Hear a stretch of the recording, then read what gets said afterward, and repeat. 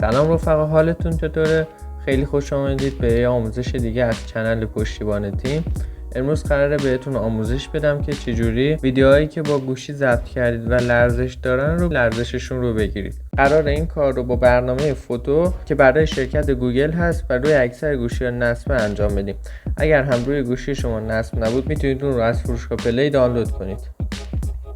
وارد برنامه میشیم. اینجا فایل هامون رو بهمون نشون میده. اگر فایلی که میخواید اون رو لرزشش رو بگیرید در این قسمت پیداش نکردید، میتونید از قسمت لایبرری یا همون کتابخونه پوشه مورد نظر رو انتخاب کنید و فایلتون رو وارد کنید.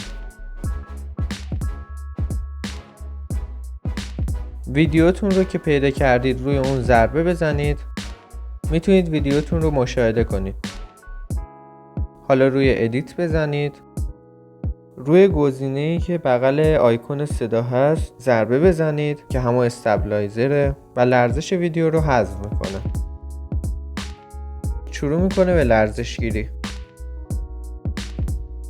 بعد از اتمام کار میتونید ویدیو رو پخش کنید و ببینید که معمولا نسخه قابل قبولی رو بهمون تحویل میده. حالا برای سیو کردن نسخه لرزش گیری شده در قسمت پایین صفحه روی سیو کپی میزنیم و ویدیو در گالری ذخیره میشه.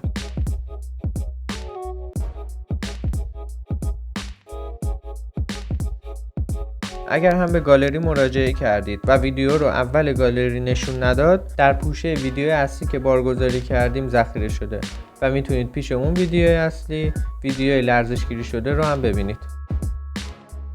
ممنونم از اینکه تا انتهای آموزش همراه ما بودید. اگر این آموزش تونست مشکلتون رو حل کنه، لایک زیر ویدیو رو بزنید و اگر از این دست آموزش رو دوست دارید کانال ما رو سابسکرایب کنید و زنگوله بغلش رو هم بزنید تا نوتیفیکیشن ویدیوهای جدیدمون براتون ارسال بشه. و این رو یادت نره که ما همیشه پشتیبانتیم. تا آموزش های بعدی، خدا نگهدار.